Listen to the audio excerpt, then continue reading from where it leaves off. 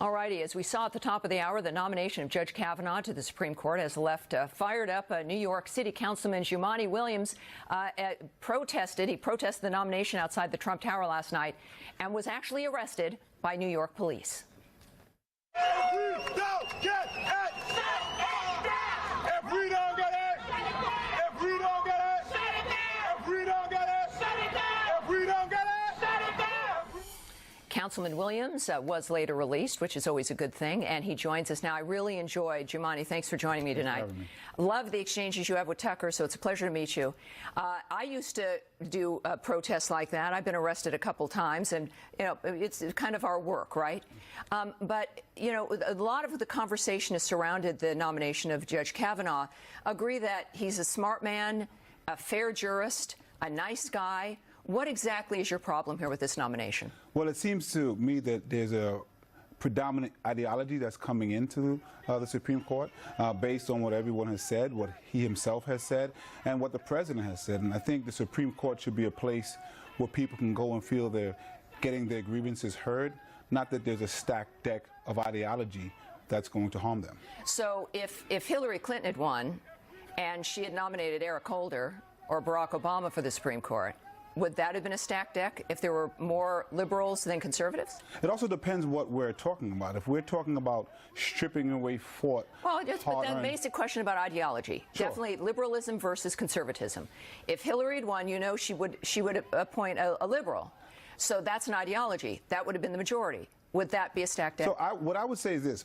I actually think it's good when some people have to be convinced, and so I think it's good when it's imperative. where there's some balance. It seems to me that we are moving far away from that. It's the arguments, right? Absolutely. The arguments. And there are some people who can be, like Justice Kennedy, who can be convinced. I don't believe that Kavanaugh is that type of person, which I think even makes it more dangerous. Is it possible you're wrong?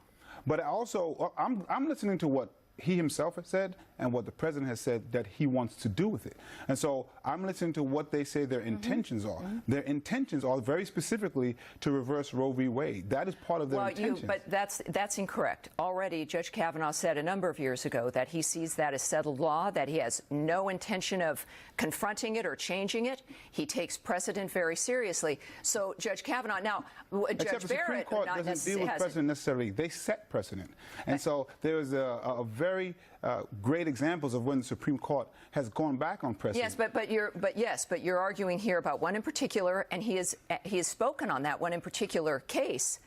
That is the Roe versus Wade, and now we'd have a different conversation if it was Amy Barrett that was nominated last night. This judge is not in that position, so we do have a statement about his attitude about that particular law.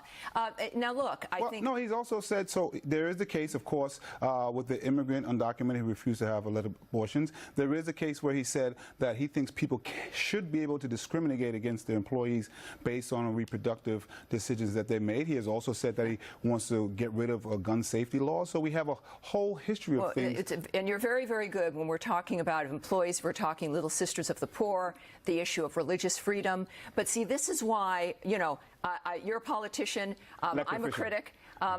You know, we're not judges, right? There's a legal framework, and this, I think, for the Supreme Court's a very different dynamic, looking at the nature of what Americans expect within their individual freedom.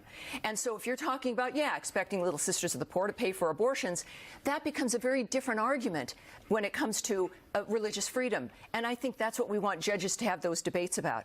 But within this, I think it's more. Would you agree?